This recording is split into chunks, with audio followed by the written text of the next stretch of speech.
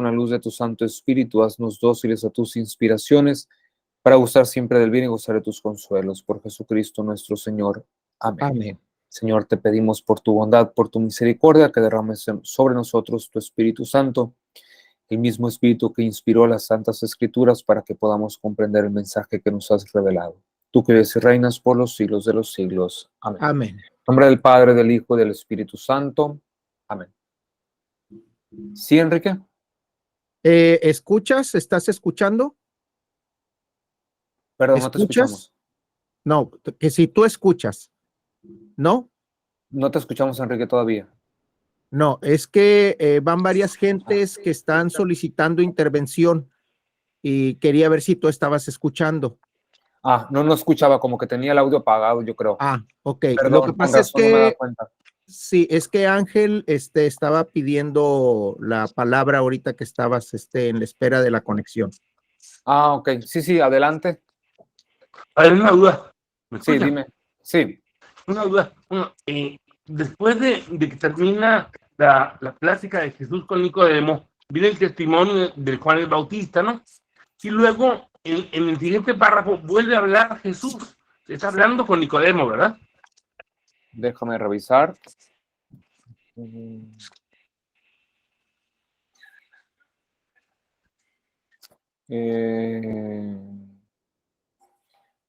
No dice, no, cambia, no especifica para quién es quién es el interlocutor. Entonces habla Juan, ¿no? Y parece ser que es, Jesús le respondió a todo el que...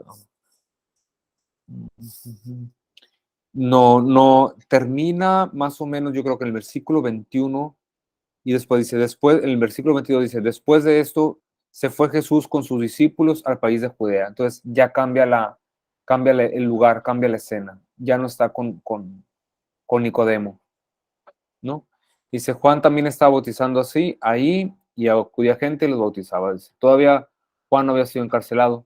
Se suscitó una discusión entre los discípulos de Juan y un judío acerca de la purificación. Entonces, aquí está el diálogo es entre discípulos de Juan y un judío.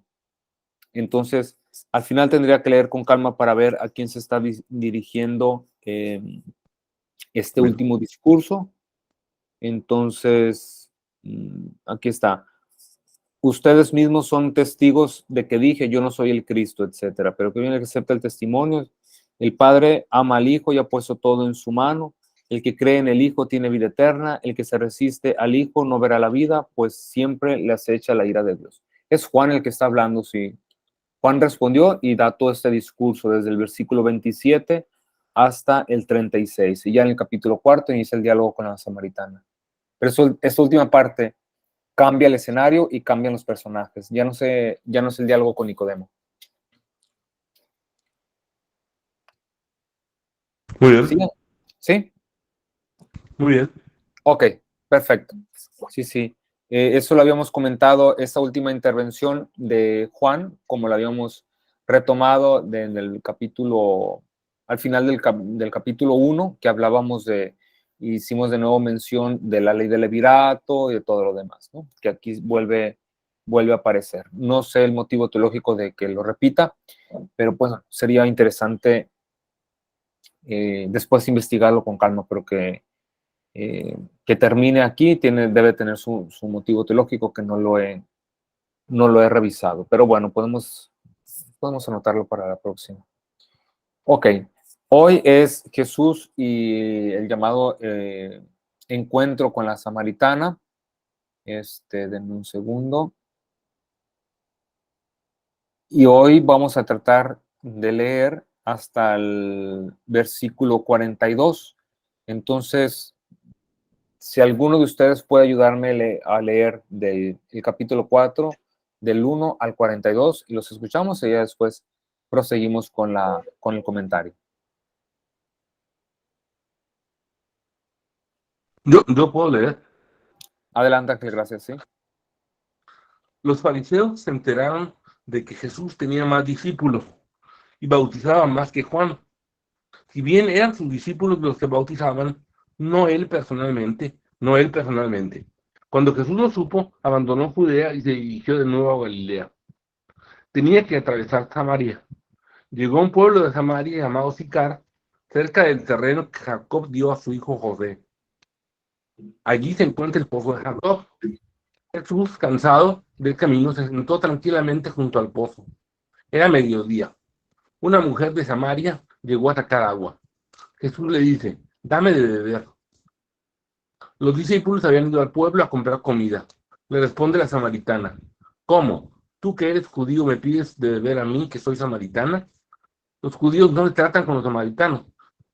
Jesús le contestó, si conocieras el don de Dios y quién es el que te pide de beber, tú le pedirías a él y él te daría agua viva.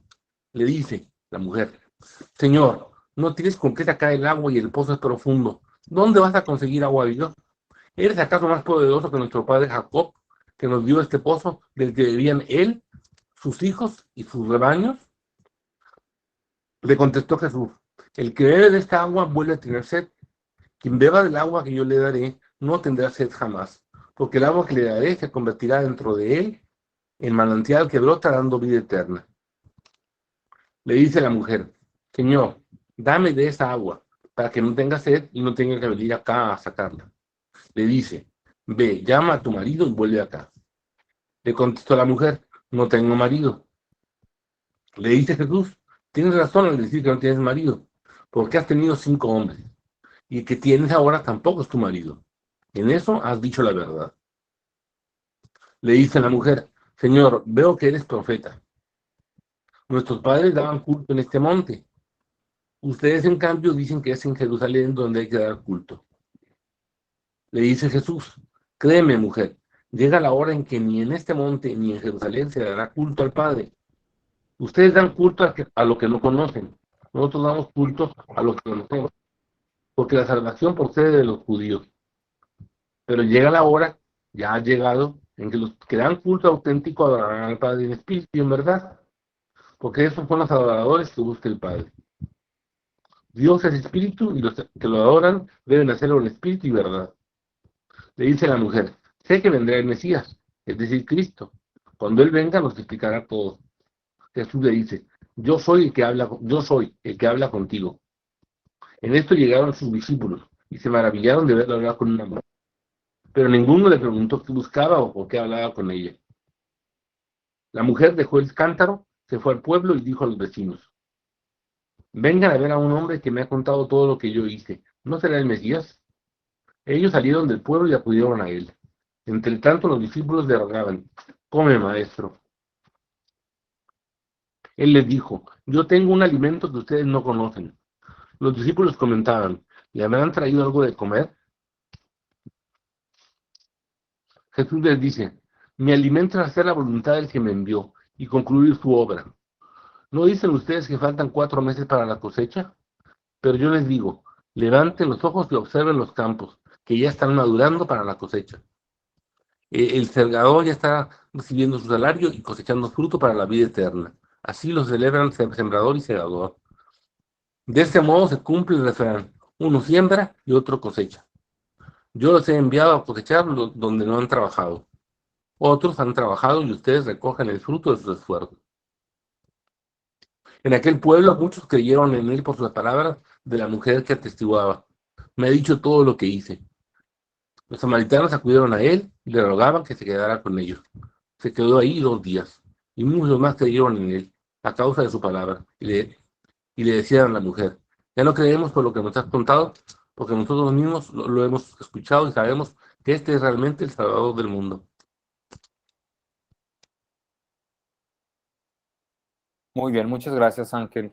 Entonces, vamos a adentrarnos a este texto que nos presenta a Jesús que tiene un encuentro en Samaria con una mujer. Entonces, la escena es esa. Jesús llega extenuado del viaje a la hora del mediodía, en un pozo se encuentra con una mujer, con la cual empieza a dialogar después de que Jesús le hace una petición. Bueno, esta es la escena. Los discípulos, cuando se habían ido a la ciudad a comprar comida, no estaban cuando Jesús dialoga, se da la mayor parte del diálogo con esta mujer. Entonces, vamos a ir viendo algunos elementos que nos van a dar la clave de interpretación, ¿no? Entonces, bueno, después de que hace esta transición, llega al pozo de Jacob, el pozo. Entonces tenemos un pozo, un hombre y una mujer. Como sabemos, los encuentros que terminaban en matrimonio se daban en el pozo. En el pozo se conocían. ¿Por qué? Porque iban las mujeres por agua para darle, o para las labores de la casa, iban los hombres también por agua, por el camino, por lo que sea, se encontraban ahí y era donde se arreglaban los matrimonios, eran los lugares de encuentro, no había cine, no había plazas, no había, bueno, plazas sí, pero otras cosas, otros lugares donde ellos se pudieran encontrar. Un detalle sobre los samaritanos. Samaritano viene de la palabra del verbo shamar en hebreo, que significa los observantes, los que observan. Es irónico esta parte, ¿no? Porque los samaritanos, que era el reino de Israel que cayó y fue, bueno, que primero se había dividido, se había separado del sur y dijeron, nosotros no adoramos en el monte de Jerusalén, nosotros adoramos en el monte de Gerazim. Y ellos establecieron su propio culto, se quedaron únicamente con la Torá, con el Pentateuco, un poco más reducido también. Entonces, eso eran los samaritanos. Entonces, para los judíos, los samaritanos, pues eran peor que paganos, o sea, eran herejes, vamos a decir así entre comillas, traicioneros que habían abandonado a Dios y se habían hecho su religión a su propio modo, ¿no? De hecho, en Deuteronomio 6, 6:4, en el famoso Escucha a Israel, no se trata, como les había comentado en algún momento, del monoteísmo, sino no está en contra del politeísmo, perdón, sino en contra del poliyavismo. Había muchas ciudades, muchos pueblos donde se le daba el culto al Señor, a Yahvé, y lo que pretende este texto es centralizar el culto en Jerusalén. Entonces ya desde ahí, ¿no? Ya desde ahí nos da una clave de lectura que no es el monte Gerazim, que es en Jerusalén. Ok, entonces una panorámica general de los samaritanos. Fueron los primeros en caer ante los asirios y ya después cae el reino del sur, ¿verdad? Bueno, como ya hemos comentado, los pozos eran donde, por ejemplo, Isaac encuentra a Rebeca y cosas de esas, ¿no? Y donde se encuentra una pareja. Entonces, ya el ambiente nos sugiere una línea de interpretación, ¿no? Un pozo, un hombre y una mujer que se encuentran. Ok, también Moisés encuentra a una de sus esposas, a su esposa, hija del sacerdote. Entonces, en Éxodo 2:16. Entonces, vemos que en la historia del Antiguo Testamento, el pozo funcionaba como un lugar de encuentro entre un hombre y una mujer que terminaba en una boda, en un matrimonio. Ok. Jesús llega, dice, a la hora del mediodía. ¿Por qué? Bueno, Jesús a esa hora le tocó llegar por el camino, pero una mujer va a sacar agua al mediodía, cosa que era muy extraña. ¿Por qué? Porque las mujeres iban al pozo, ya sea muy temprano por la mañana o ya por la tarde a la puesta del sol, para evitar el calor, como aquí en Sonora. Todo lo hacemos ya que baja el sol. Entonces, si tenemos algún pendiente, o lo hacemos muy temprano, o si podemos, lo hacemos por la tarde, pero si es a la hora de mediodía, en el verano, pues le sacamos la vuelta, ¿no? Esta mujer va al pozo a la hora del mediodía, a la hora donde no hay nadie. ¿Por qué? Porque era una mujer pecadora. Y si iba en la mañana o iba en la tarde, a la hora que estaba todo mundo, la iban a señalar, la iban a juzgar, la iban a criticar. ¿Por qué? Porque tenía 5 maridos, 6 tenía. Entonces no era bien vista y y cambia o sea, va a la hora de mediodía para que nadie la vea, para que nadie le diga nada. A esa hora se encuentra con Jesús. Jesús le dice, dame de beber,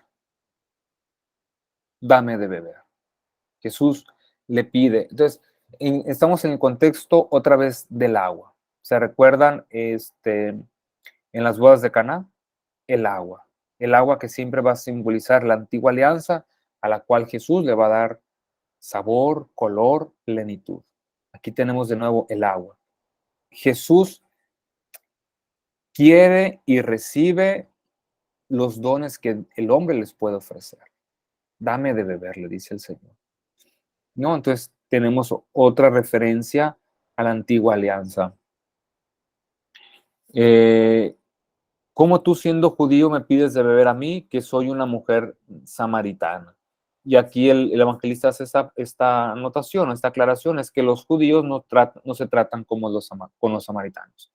Enseña que la comunidad a la cual se dirigía no tenían estos datos bien claros, ¿no? Entonces estábamos hablando de una etapa muy, muy avanzada del evangelio o de la comunidad cristiana más bien. El Señor le responde, si conocieras el don de Dios y supieras quién es el que te dice, dame de beber, tú se lo habrías pedido a él y él te habría dado agua viva. Contestó la mujer, Señor, el pozo es hondo y no tienes con qué sacarla. ¿Cómo es que tienes esa agua viva? ¿Te crees más que nuestro padre Jacob, que nos dio el pozo, del que bebieron él y sus hijos y sus ganados?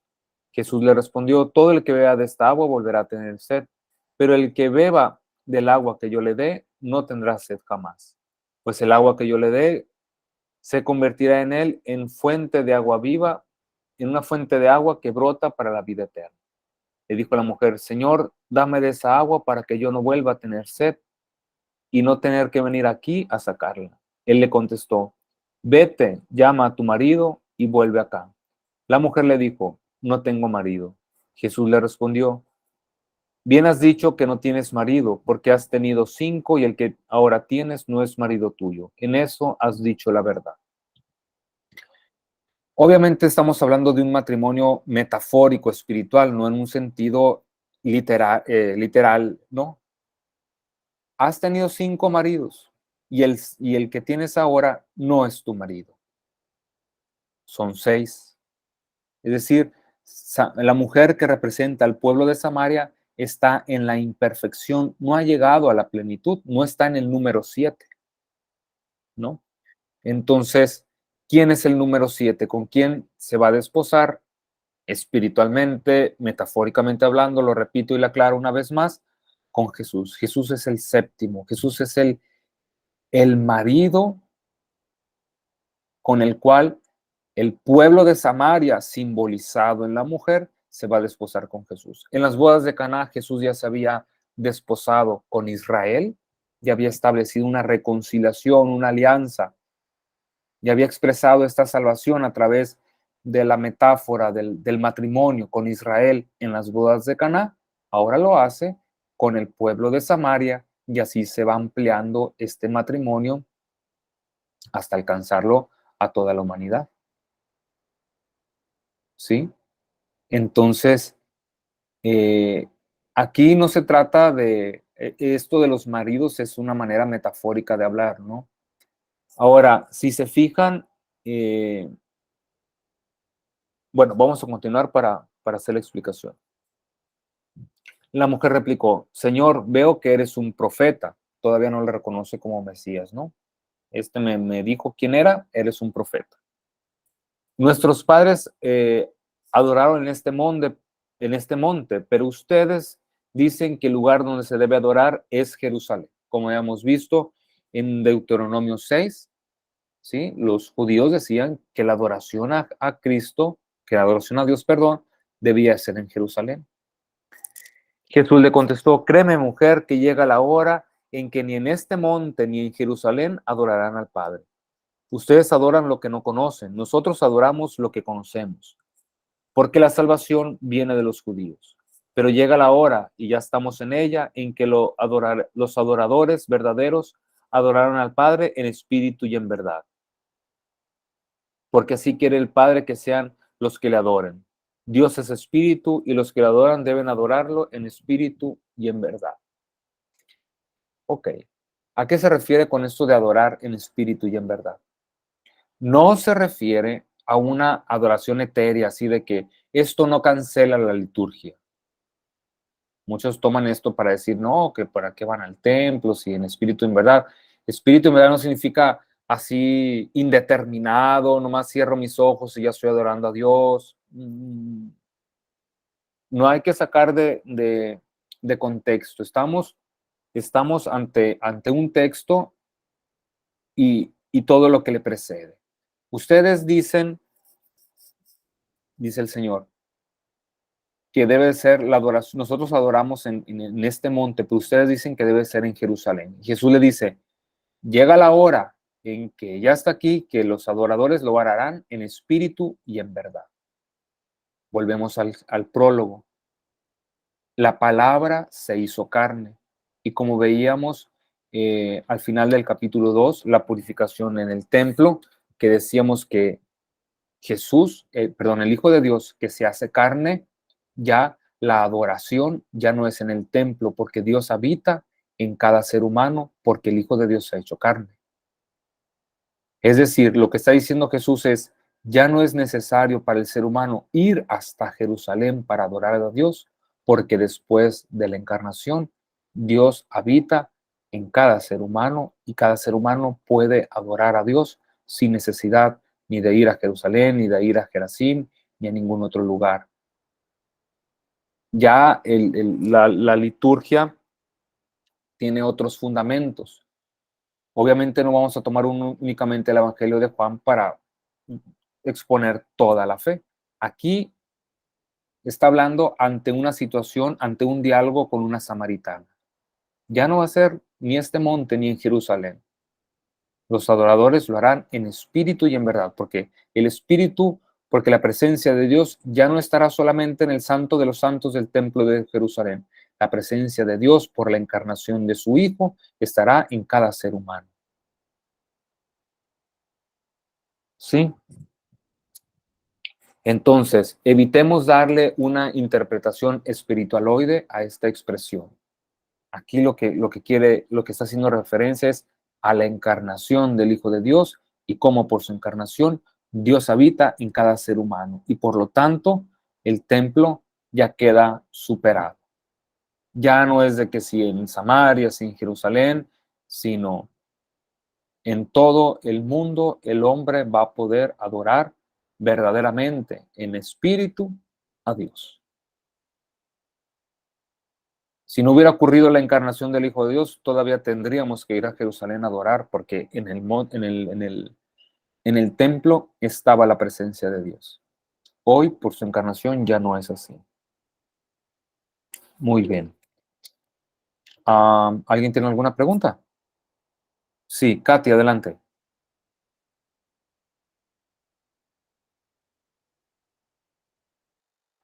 Sí, Katy, adelante. Si tienes alguna pregunta, no puedes encender el micrófono para escucharte. Perdón, es que no había encendido el micrófono. De ahí que, de lo que usted acaba de decir, que somos el templo nosotros. Sí, que somos el templo del Señor. Ajá, aunque el término específico de ser templos del Espíritu es de San Pablo.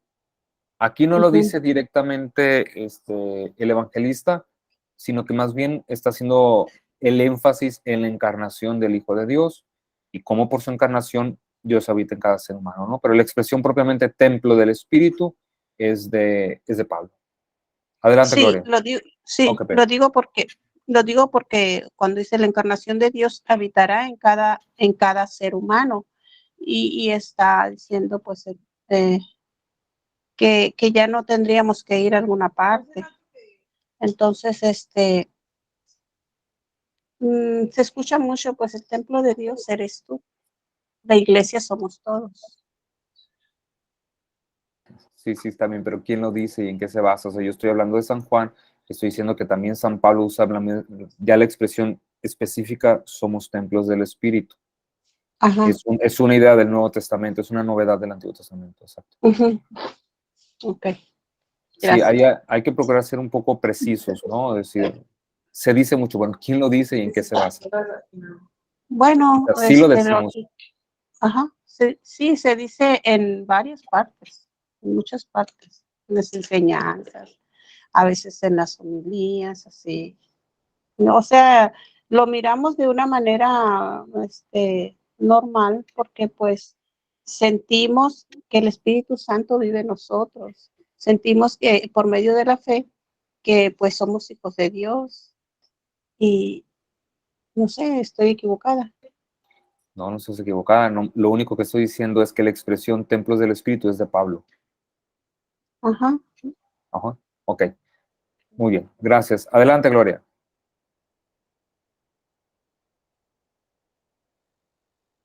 Perdón, Gloria, Sí, está apagado puedes tu abrir el micrófono. micro, Gloria María. Perdón, sí, buenas noches. Sí, entiendo y qué bueno que lo está como cada vez más explicando mejor, pues esto, ¿no? De cuando hace referencia a la encarnación del Hijo de Dios. Entonces, ¿se refiere eso nada más a cuando dice adorar en espíritu o qué se refiere cuando habla de y verdad? La Sí, palabra verdad. ajá. Sí, a la plenitud de la revelación. No significa que anterior a la encarnación del Hijo de Dios, la adoración que hacían los judíos no fuera en verdad, sino que por la encarnación del Hijo de Dios recibimos la plenitud de la revelación, o sea, la verdad, Jesús es la verdad, y en Jesús, en la encarnación del Hijo, hacemos la adoración a Dios, ¿sí? En espíritu y en verdad. Ajá. Gracias, Sí, padre. hace referencia a que por la encarnación podemos adorar al Padre en en la revelación plena de la verdad plena que nos ha dado Jesús. Ujú. Perfecto, ok. Gracias, Gloria. ¿Alguien más tiene alguna pregunta?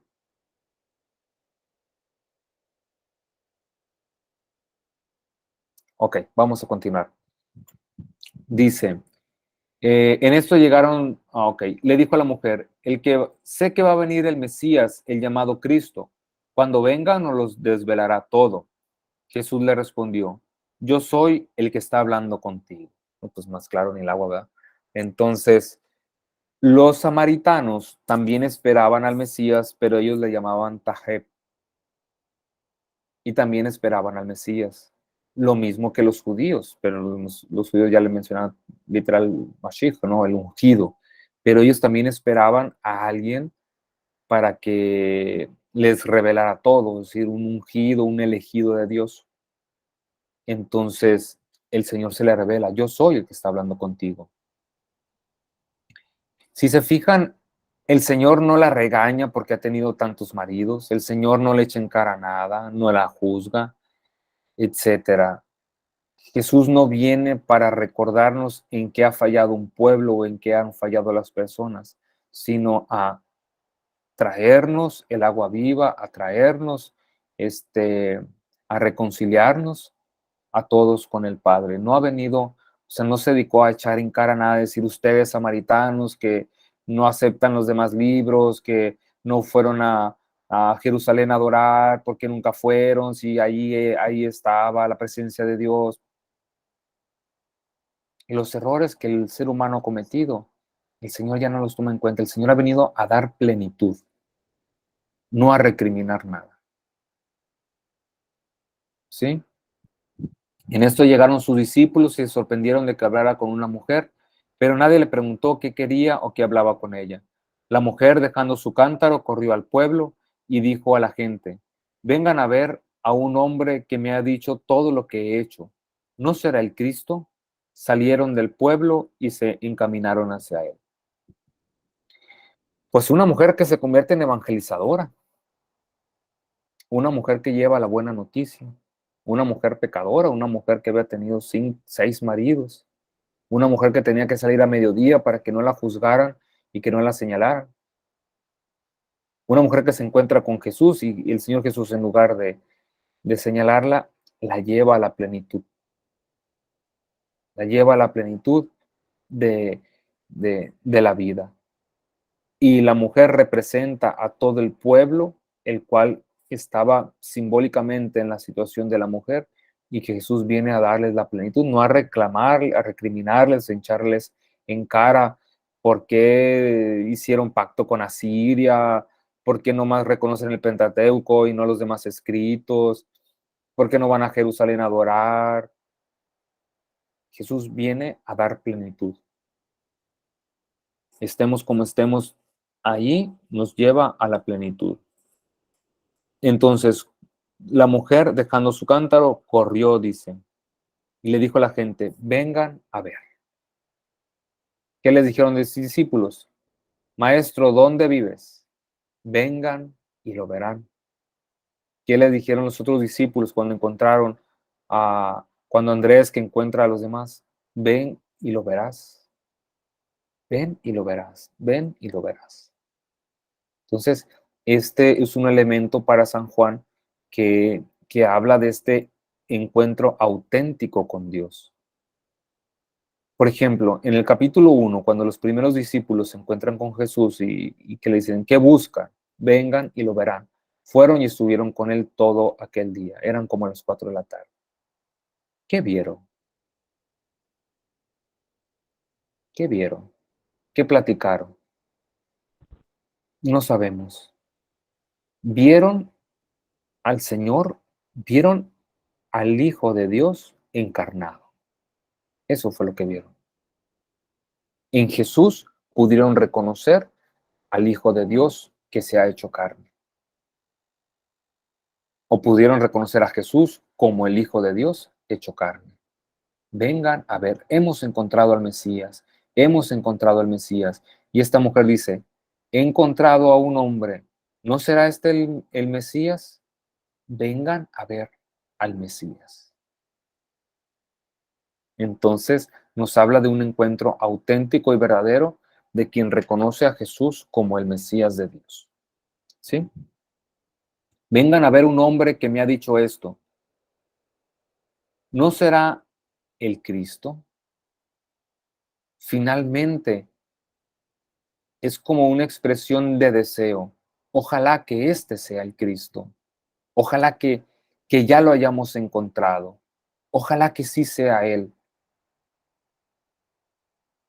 Es como una especie de emoción y de deseo.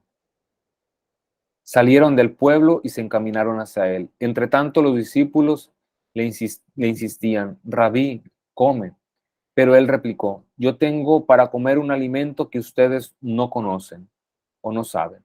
Los discípulos se decían entre sí, ¿le habrá dicho a alguien, le habrá dado a alguien de comer? Jesús le dijo, mi alimento es hacer la voluntad del que me ha enviado y llevar a cabo su obra. ¿No dicen ustedes 4 meses más y llega la siega? Pues bien, yo les digo, alcen sus ojos y vean los campos que amarillean ya para la siega. Ya el segador recibe el salario y recoge el fruto para la vida eterna. De modo que el sembrador se alegra igual que el segador. Y en esto resulta verdadero el refrán de que uno es el sembrador y otro es el segador. Yo los he enviado a segar donde ustedes no han fatigado. Otros se fatigaron y ustedes se aprovechan de su fatiga. Así es la vida cristiana. Nosotros sembramos, pero no vamos a cosechar. Otros van a cosechar lo que ahorita nosotros estamos sembrando. A veces como que nos desesperamos y quisiéramos que en cuanto sembremos al día siguiente ya estén los frutos. Vénganse para acá, para Pueblo Yaqui, donde estoy yo, y van a ver que ahorita están sembrando y que mañana no va a estar los frutos. Los frutos van a estar meses después. Es imposible sembrar hoy y cosechar mañana. Y nosotros estamos cosechando. Las cosechas que tenemos no es que nosotros hayamos hecho un excelente trabajo. Es el excelente trabajo que hicieron otros por nosotros. Y a veces vemos un exitazo en nuestras parroquias, en nuestros grupos. No son frutos nuestros. Estamos cosechando donde no hemos sembrado. Estamos cosechando lo que Jesús sembró. Pero no es nuestro. Y la fatiga que nosotros estamos teniendo ahora por sembrar, esa fatiga, esos frutos, no los vamos a ver. Otros van a venir, van a cosechar lo que nosotros estamos sembrando. A veces creemos que que los frutos que tenemos son porque somos muy, muy buenos en nuestro apostolado, en nuestro servicio, y que no dudo que muchos de ustedes o todos ustedes lo sean. Yo no digo que, no lo pongo en duda, pero lo que sí, que los frutos que estamos cosechando es lo que Jesús ha sembrado, que lo ha sembrado a través de otros discípulos, de otros apóstoles, y que nosotros tenemos la dicha de ver estos frutos. Ok, vamos a brincarnos al capítulo 21. Vale la pena. Vamos a brincarnos al capítulo 21. Aquí el Señor les dice: yo tengo para comer un alimento que ustedes no conocen. Los discípulos se decían entre sí: ¿le habrá traído a alguien de comer? Jesús le dijo: mi alimento es hacer la voluntad del que me ha enviado y llevar a cabo su obra. Mi alimento es hacer la voluntad. Aquí los discípulos todavía no comparten el mismo alimento de Jesús. El Señor dice: yo tengo un alimento que ustedes no conocen. Esta reflexión la saco de un maestro de allá de Roma, ¿no? El padre Mauricio Marcheselli, en uno de sus libros. Lo que he dicho anteriormente es de otro profesor que se llama Luigi Santopaolo, que son las reflexiones que él ha compartido. En el caso del profesor Marcheselli dice algo así, ¿no? Aquí en este punto, con la samaritana, los discípulos todavía no compartían este alimento, por eso no lo conocían. Por eso decían: ¿alguien le dio de comer? No entendían a qué se refería. Vámonos al capítulo 21 y ahí se los voy a...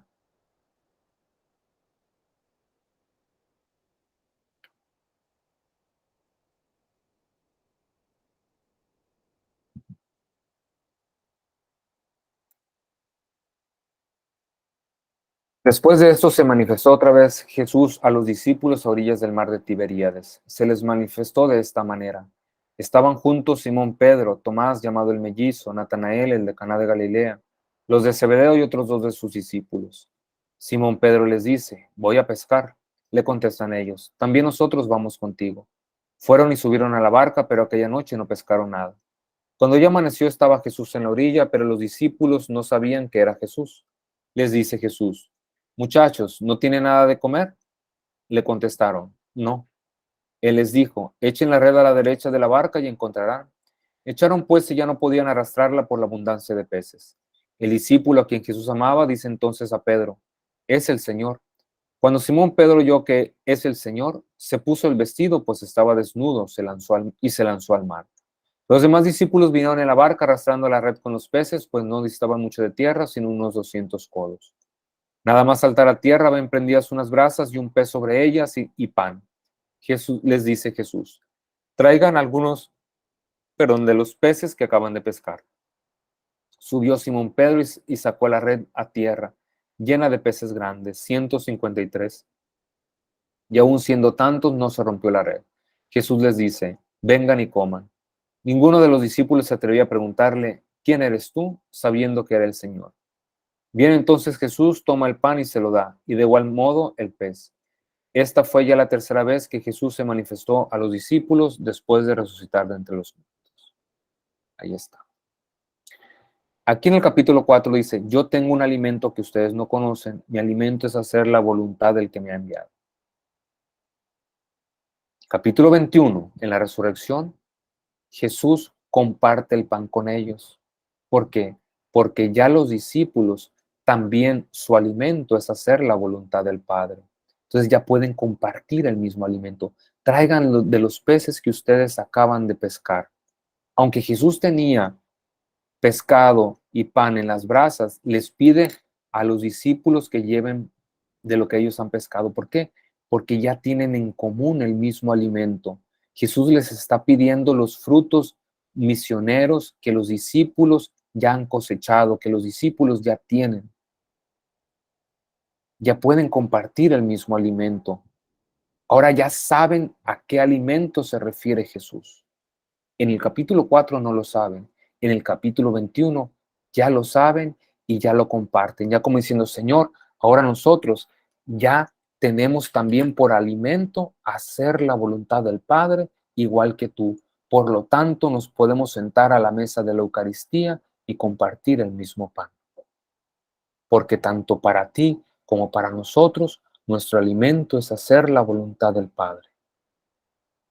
Todavía en el capítulo 4, los discípulos no sabían, no conocían cuál era la voluntad del Padre y no la podían realizar. Después de la resurrección y con el don del Espíritu Santo, ya pueden conocer la voluntad del Padre, ya se pueden alimentar, tener como alimento la voluntad del Padre y compartir con Jesús este mismo alimento. Ahora sí ya les dice, vengan y coman, porque ya conocen el mismo alimento que yo conozco, ya conocen la voluntad del Padre. Después de la pasión, muerte y resurrección, ya los discípulos están en grado. Aquí todavía no. Jesús les habla y que alguien le dio de comer. ¿Quién le habrá dado de comer? No saben. No saben todavía. Y es un proceso gradual el del discipulado. Cómo Jesús va revelando, va diciendo todo y los discípulos no alcanzan a comprender en su totalidad, pero cómo lo van comprendiendo, o sea, cómo sí llegan a una comprensión plena. Es gradual, es progresiva, pero no se quedan en la ignorancia.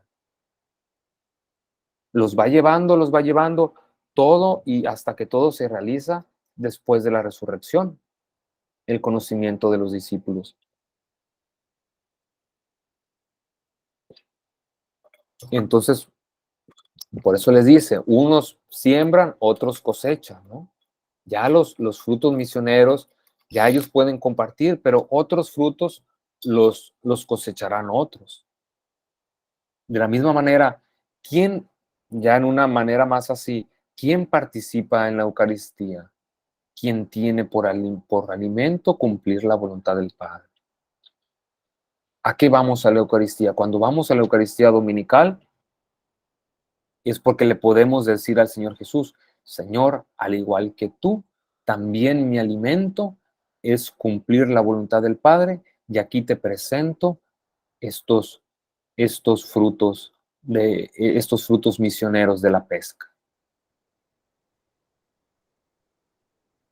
La Eucaristía dominical no solamente debe ser un precepto, un cumplimiento, sino vamos porque tenemos en común con Jesús la voluntad, el cumplir la voluntad, el cumplimiento de la voluntad del Padre, y que eso es alimento. ¿Qué es el alimento? Lo esencial, lo primero, lo que nos hace vivir, lo que nos da fuerzas. Lo primero que buscamos. ¿Para qué trabajamos cuando trabajamos? Trabajamos para comer. En el reino de los cielos también trabajamos para comer, es decir, trabajamos para cumplir la voluntad de Dios. Ese es lo más necesario, lo más básico, lo más esencial en el reino de los cielos.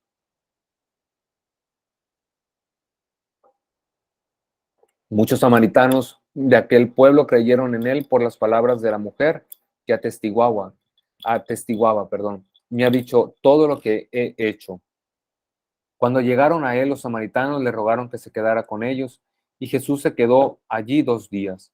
Fueron muchos más los que creyeron por sus palabras, y decían a la mujer, ya no creemos por tus palabras, pues nosotros mismos hemos oído y sabemos que este es verdaderamente el Salvador del mundo.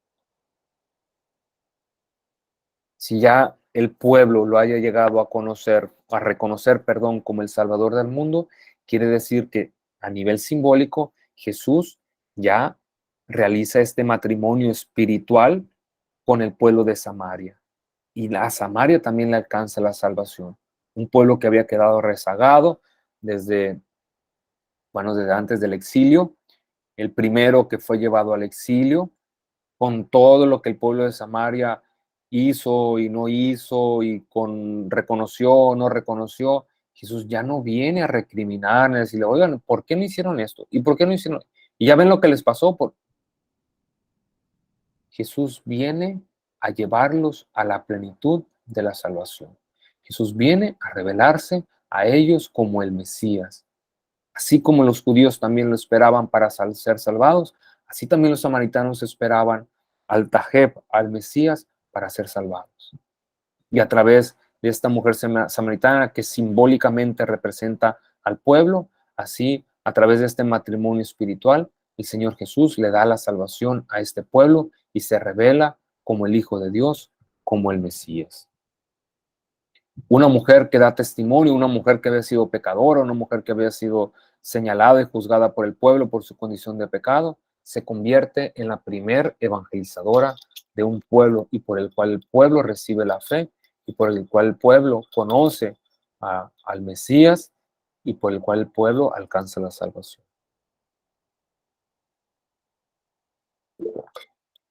Adelante, Ángel. ¿Qué hay ahorita de los samaritanos? ¿Dónde están los samaritanos, los descendientes de los samaritanos, dónde viven o qué parte de Israel o? Sí, Samaria se encuentra entre lo que sería Judea y Galilea, ¿no? Judea es el área de Jerusalén, hacia el sur. Luego, digamos, en el medio, a un costado a la derecha, viendo el mapa, se encontraría Samaria y un poquito a la izquierda arriba, Galilea. Por eso ya era Galilea de los gentiles, o sea, Galilea ya estaba enseguida de Tiro y Sidón, al sur de Tiro y Sidón, al sur de Asiria. Es lo más al norte de lo que actualmente es el Estado de Israel. Samaria quedaría casi en el medio, un poquito al norte. En el medio, pero tendiendo un poco más al norte. Por eso estaban muy cercanos a los asirios, con los cuales hicieron una alianza, pero de todas maneras ahí fueron deportados después. Fueron los primeros deportados. ¿Y existen descendientes de ellos? ¿Existen descendientes o gente que viva de los samaritanos de aquella época? Es un grupo extremadamente reducido, pero hay personas que se dicen ser descendientes de samaritanos. Sí. Y existe también el Pentateuco samaritano, que tiene sus variantes y es un poco más reducido comparado con el Pentateuco judío que nosotros tenemos. Que fue con lo único que se quedaron los samaritanos. Los samaritanos ya al separarse ya no reconocieron los escritos de los profetas ni los demás escritos, únicamente el Pentateuco. Y no todo completo. Pero Jesús no le reclama nada de eso. Oye, ¿por qué no creyeron en los salmos? Oye, ¿por qué no creyeron en los profetas? Viene, le dice, mira, tú estás, bueno, aquí está el mapa. Entonces, Judea está en esta parte del sur. Luego sigue Samaria. Aquí está. Acá la Decápolis. Y un poco al norte, Galilea. ¿No? Entonces, aquí está el mar de Tiberíades. Ahí se ve, está señalado mar de Galilea o mar de Genezaret. Del mar de Galilea corre el río Jordán hacia el sur. Que nace de arriba de Cesarea, se alimenta de Cesarea de Filipo y van unos arroyitos hasta que lo conforman.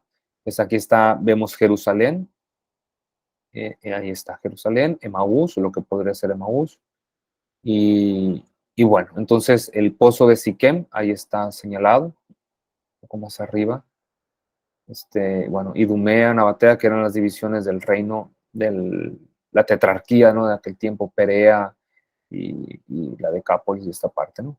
Entonces el pozo de Siquem, pozo Sicar, Samaria, entonces esta área, ¿no? Estaría como en el medio, entonces el sur Judea, Samaria, Decápolis hacia la derecha, como hemos comentado, y arriba Galilea. Por eso le decían Galilea de los gentiles, porque ya pegaba, ya colindaba con Tiro y Sidón, que ya pertenecían a los sirios, ¿no? Y bueno, acá Cesarea de Filipo, donde hizo la profesión de fe Pedro, en un lugar muy pagano, curiosamente. La profesión de fe no la hace en Jerusalén, la profesión de fe la hace en medio del politeísmo. Tú eres el Mesías. Ahí hay unas cascadas no son cascadas, un arroyo muy bonito en Cesarea de Filipo, muy fresco, muy agradable. Y ahí hay unos 2 templos griegos. Todavía se conservan las ruinas de los templos. Gracias, Enrique, por compartir. Gracias por tu ayuda. Bueno, entonces sí Ángel quedó más o menos la idea de dónde se encuentra Samaria. Samaria. Y más que nada me interesaba saber sobre los samaritanos, o sea, qué ha sido de ese pueblo. Si quedan 200 o 300 personas, 2000 años, ¿tú crees? Ya se perdió todo. Todo se perdió. Sí. Los chinaleños, ya no somos chinaleños puros, ya estamos todos mezclados, menos los samaritanos. Pero qué ricos hot dogs. Qué ricos juegos. Sí, sí, mi abuela los inventó. Él sabe los juegos chinaleños, mi panino Cornelio. En paz descanse, mi panino. Bueno, entonces ya cómo llegan a la fe. Ahora ya no creemos por tus palabras, ya nosotros lo hemos escuchado, pues nosotros mismos hemos oído y sabemos que este es verdaderamente el Salvador del mundo. Entonces, los samaritanos con todo y que fueron considerados herejes, un pueblo que renunció a la fe o que traicionó a la fe, etcétera, que no aceptó el monte de Jerusalén como el monte del culto, ya, Jesús llega y establece la salvación a través simbólicamente de la alianza matrimonial, simbólicamente. Liliana, adelante, ¿sí? Sí, padre, una pregunta. Entonces se podría decir que ahí es el inicio de la conversión de los samaritanos. Sí, sí, es el inicio de la conversión. Y que ocupa todo, casi todo un capítulo. Esto quiere decir que en la comunidad juánica había miembros de Samaria. Es tan importante que los pone ahí. No solamente nos refleja un pasaje histórico de Jesús, sino también nos hace ver más o menos cómo estaba conformada la comunidad juánica, que probablemente había miembros samaritanos, pero también otros que no sabían que los samaritanos y los judíos no se hablaban. Por eso el evangelista hace la aclaración: los judíos y los samaritanos no se trataban. Había gente que no sabía, entonces, mira, pues tenían un problema o algo. Ok, gracias. De nada, muy bien. Pasados los días partió de allí para Galilea, pues Jesús mismo había afirmado que un profeta no goza de prestigio en su patria. Cuando llegó pues a Galilea, los galileos le hicieron un buen recibimiento porque habían visto todo lo que había hecho en Jerusalén durante la fiesta, pues también ellos habían ido.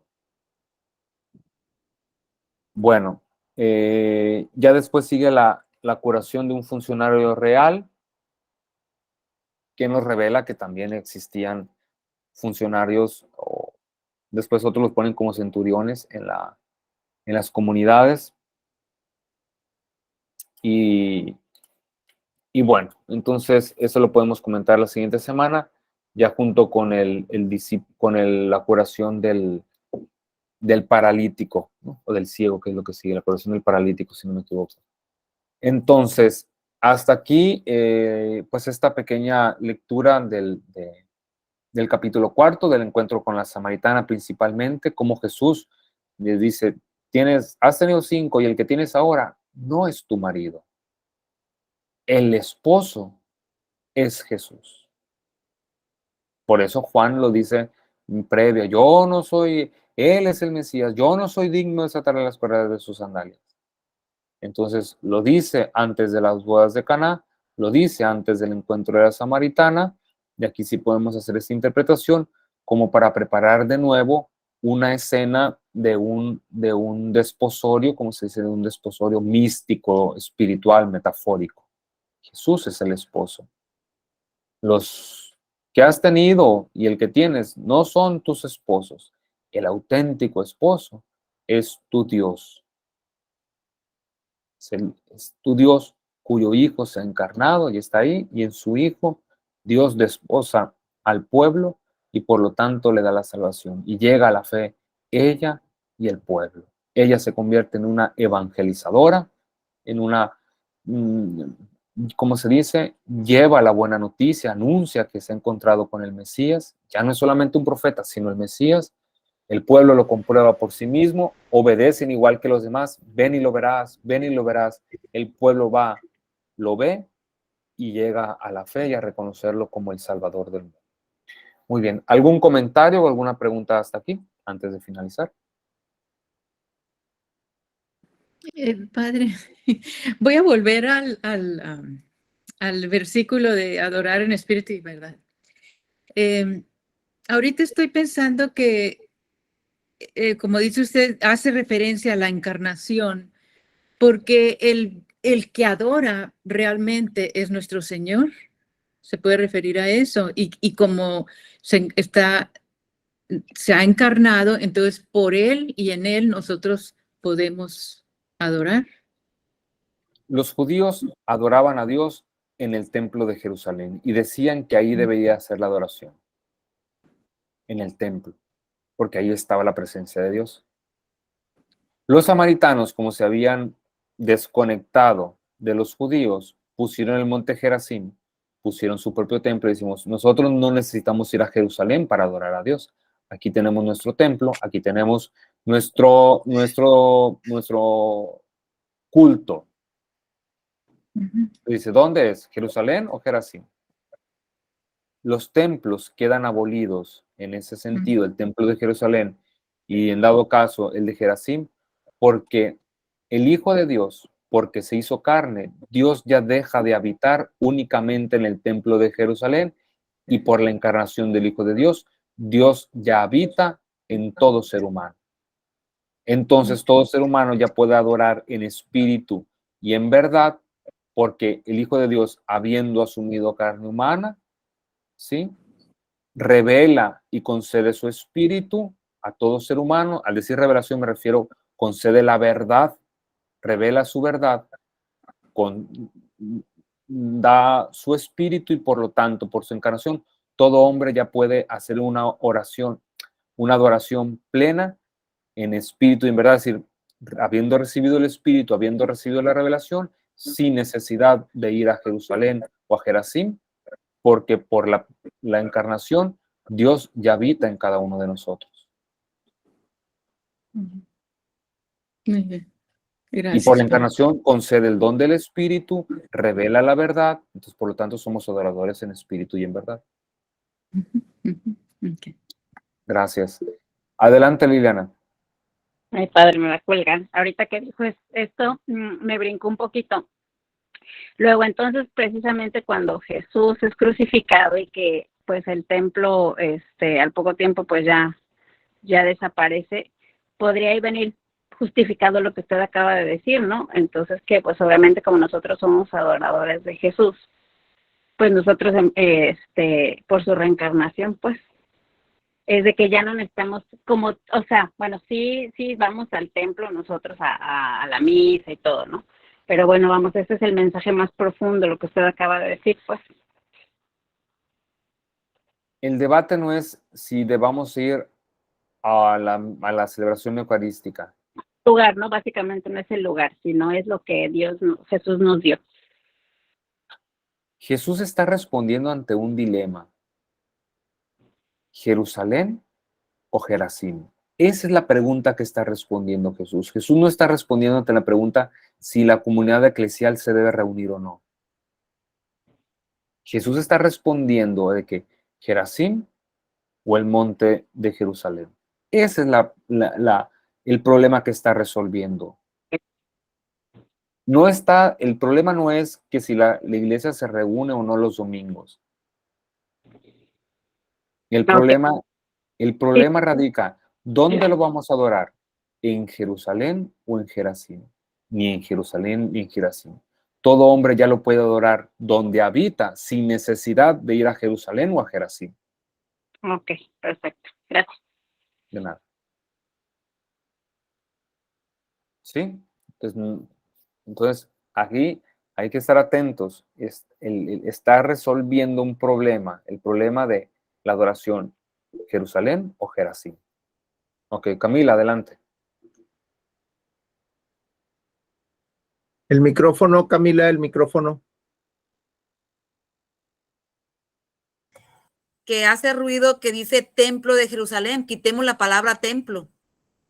Por eso dicen el templo el cuerpo es el templo del espíritu, o ya no hay que ir al templo. Quitemos la palabra templo, lo que se refiere Jesús es a Jerusalén, nada más. Al templo se refiere. O sea, sí al templo, pero de Jerusalén. Sí, en el templo de Jerusalén. A eso me refiero, pues. Porque en el templo de Jerusalén, en el Santo de los Santos, estaba la presencia de Dios. Sí, antes de la encarnación. Antes de la encarnación. Después de la encarnación del Hijo de Dios, ya no hay necesidad del templo, porque ya Dios habita en cada uno, en cada persona, en cada ser humano. Sí, le digo, se hace ruido porque confunden cualquier templo, pero se refiere al templo de Jerusalén, más bien. Se refiere al templo, o sea, Aquí el problema que está resumiendo, o templo de Jerusalén o templo de Gerasim. ¿Sí? Nosotros nos reunimos en la liturgia porque Dios, habitando en cada uno de nosotros, pues nos deja este mandamiento de la Eucaristía, donde Él se hace pan, y tan así que como el capítulo 21 que acabamos de ver, cómo es que a través de la Eucaristía se expresa también que ya los discípulos pueden tener como alimento también hacer la voluntad del Padre, y que ponen en común este mismo alimento, estos mismos frutos en la Eucaristía. Entonces, la Eucaristía no queda, el culto, la liturgia cristiana no queda abolida por este texto del capítulo 4. Se ve perfectamente en el capítulo 21. No hay que sacar un versículo del contexto, hay que verlo en el contexto y hay que ver el conjunto de la obra. Y en el conjunto de la obra se ve perfectamente que no va en contra de la liturgia cristiana. Al contrario, en la liturgia cristiana se expresa que el discípulo también tiene como alimento hacer la voluntad del Padre y comparte este mismo alimento con Jesús en la Eucaristía, o los mismos frutos. Sonia, adelante. Sonia, sí, no te escuchamos, no sé si tú... Sí, no, sí, padre. Lo que pasa es que creo yo que nos está costando un poco el reaprender. Yo aquí con esas pláticas tengo que hacer un esfuerzo por reaprender, porque yo estoy de acuerdo con las personas que han hablado. Yo también desde muchos años atrás, en la propia iglesia, a través de sacerdotes, servidoras, han dicho, tu cuerpo es el templo, ¿sí? Por eso es que ahorita quizás nos está botando eso, porque así lo aprendimos, que eso es, el templo es nuestro cuerpo, pero esto que estamos reaprendiendo, aparte de que es diferente, ya lo estamos viendo con todo el contexto, pues. No tendrían por qué nada más habernos dicho, tu cuerpo es el templo, nos tendrían que haber dado todo el contexto, como lo está haciendo usted ahorita, y ahorita estamos reaprendiendo y quizás por eso cuesta un poquito separar y decir, es que está diciendo templo y yo lo aprendí de otra manera, pero yo pienso que está muy claro y está muy directo en el sentido de decir, ¿sabes qué? Nomás estaban dando a escoger y nada más están dando Jerusalén o es en otro lado, no. Usted también lo dijo al principio, quizás si eso no hubiera pasado, tendríamos que estar yendo a Jerusalén y era el único lugar donde lo hubiéramos podido adorar. Pero es todo un contexto, padre, al cual no estábamos tan acostumbradas, o sea, como que nos daban la enseñanza también, nada más por partecitas. Creo yo que por eso estamos tan conflictuadas con la cuestión del templo. Es todo. Sí, porque a veces repetimos frases fuera de contexto. Decimos, tú eres templo. Bueno, eso lo dijo San Pablo. ¿En qué contexto? ¿Por qué lo dijo? Hay que explicarlo. No simplemente hay que decir frases sueltas y lanzarlas hacia el aire, ¿no? Hay que explicar a qué se refiere, ¿no? Así es, padre, y así estamos reaprendiendo ahorita eso. Nada más es como que nosotros estemos como más abiertas mente y entender también por qué estamos como tercas, o no tercas, sino por qué estamos tan conflictuadas con la cuestión del templo, ¿verdad? Por eso, porque sí nos han enseñado así. A mí también me enseñaron así, pero fuera de todo contexto, pues nunca me dijeron por qué o qué. Hasta ahorita yo estoy aprendiendo y estoy bien. Gracias. Gracias, muy bien. Ángel levantó la mano y luego Lupita. Adelante, primero Ángel. Pues, yo no tengo problema con eso porque los discípulos se reunían en las casas hasta el siglo II y luego ya empezaron ya a separarse de los judíos y empiezan los primeros templos cristianos. Entonces, pues es una transición, pero primeramente se reunían en las sinagogas, ¿no? Y lo que usted dice es que obviamente el templo está en cada uno de nosotros. El templo de Jerusalén y de Serafín era donde se reunían los judíos. El templo, después de la venida de Cristo, el templo somos cada uno de nosotros. Metafóricamente, sí, Dios habita en cada ser humano por su encarnación. Muy bien, gracias Ángel. Lupita. Como complemento, la voluntad del Padre, como complemento, o es lo que yo entendí. la voluntad del Padre es conocerlo, adorarlo, alimentarnos de Él, estar con Él, porque nosotros somos el templo. ¿Sí? No. La voluntad del Padre, ¿cuál es? Lo vamos a ver en el capítulo 13. ¿Cuál es la voluntad del Padre? Salvar a la humanidad a través de su Hijo, a través del sacrificio de su Hijo. En el capítulo 13 lo vamos a ver cuando veamos la escena del lavatorio de pies, que lo conocemos así, cuando Jesús les dice, ¿comprenden lo que he hecho con ustedes? Sí. ¿Qué cosa? Morir y resucitar. Ah, ahora también ustedes hagan lo mismo. Den la vida por los demás para que ese don de la vida sirva como reconciliación con el Padre. Den la vida por los demás y en esa entrega se realiza la purificación y la salvación. ¿Entienden lo que he hecho con ustedes? Cuando les lavo los pies. Y el lavatorio de pies simboliza la pasión, muerte y resurrección de Jesús. No es una dinámica nomás así, ay, miren, les voy a hacer una dinámica para que vean que soy muy humilde. No. Es una manera simbólica de hablar de la pasión, muerte y resurrección. Jesús se quita el manto, es despojado de sus vestiduras, se agacha, es crucificado y muerto, lava los pies, con su muerte purifica, nos purifica de nuestros pecados, luego se incorpora, se pone de pie, resucita, se pone de nuevo el manto, es revestido de gloria. El lavatorio de pies es una manera simbólica de hablar de la muerte y resurrección de Jesús. Entonces, ya que termina, le dice, ¿comprenden lo que he hecho con ustedes? Sí. ¿A qué se refiere? Pasión, muerte y resurrección. Entonces ustedes también hagan lo mismo, lávense los pies los unos a los otros, es decir, den la vida por los demás. Esa es la voluntad del Padre. Y al dar la vida, nos lavamos los pies, es decir, participamos el ministerio de la reconciliación o de la purificación. Tenemos que entenderlo en el contexto Juan y con qué entiende, y luego ya lo va a decir Juan en, no me acuerdo si el capítulo, esa es la voluntad, que te conozcan a ti, Padre, vamos a ver en el capítulo 17. Que te conozcan, que sean uno, como nosotros somos uno. O sea, aquí ya está hablando de voluntad del Padre, y lo va a desarrollar, creo que en el capítulo 17, si no me equivoco. Y ahí lo dice de manera específica. Entonces, tenemos que ver la obra en su conjunto. Es decir, ahorita dijo, mi alimento es hacer la voluntad del Padre, pero no ha especificado todavía en qué consiste. El Evangelio de Juan es gradual, lo va a decir hasta el capítulo 17. Si no me equivoco, déjame corroborar para no, porque en una parte lo dice, ¿no? Esta es la voluntad del Padre, que no se pierda ni uno de lo que el Padre ha puesto en mis manos, ¿no? Sí, es La voluntad del 17. el capítulo Sí, 17. Yo les he dado gloria para que sean uno, Padre Santo, deseo que para que contemplen el mundo no te ha conocido como tú para mí. Déjame ver si encuentro la palabra voluntad propiamente, ¿no? Porque, bueno, después la podemos buscar. Esta es la vida eterna, que te conozcan a ti, Padre, etcétera. En algún pasaje habla de la voluntad, no recuerdo muy bien, pero...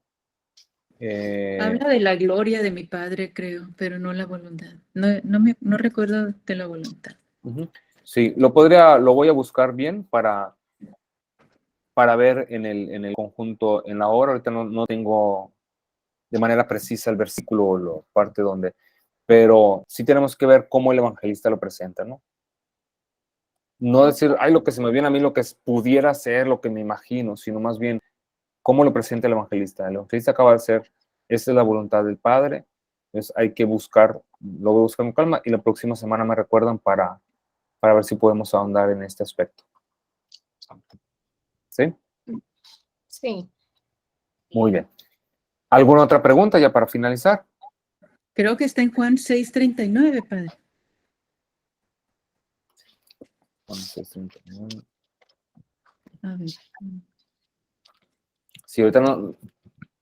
Me parece que el evangelista hace alguna referencia a eso, pero ahorita no. Y esa es la voluntad del que me ha enviado, que no pierda nada de lo que el Padre me ha dado, sino que lo resucite el último día. Entonces, los discípulos, en el capítulo 21, cuando ya comparten el mismo alimento, que es hacer la voluntad, dice, entonces ellos como pastores van a cumplir la voluntad de Dios, que es que no se pierda ninguno de los que el Padre le ha dado a Jesús, sino que alcancen la resurrección del último día. Esa va a ser la tarea del pastor, de los pastores que Jesús ha designado, como se ve en el capítulo 21. Es decir, sus discípulos que ya comparten con él la voluntad, el mismo alimento que es la voluntad del Padre, la cual consiste en esto. ¿Cómo está conectado? ¿No? O cómo, no es que, bueno, cómo se iluminan un texto a otro, cómo se interpretan y cómo se van descifrando un texto al otro en esta conexión que tienen, ¿no? Concreta. ¿A qué se refiere? A esto. Al menos en el Evangelio de Juan, al menos. Habrá otros evangelistas que manejan otra teología, que lo podemos encontrar presentado de una manera distinta, y que después se puede hacer una recopilación del mismo tema, y eso ya se le llama teología bíblica. ¿Sí? Gracias, Gloria, por ayudarme, porque sabía que en algún texto hablaba de eso, pero ahorita no se me venía en mente. Muchas gracias por ayudar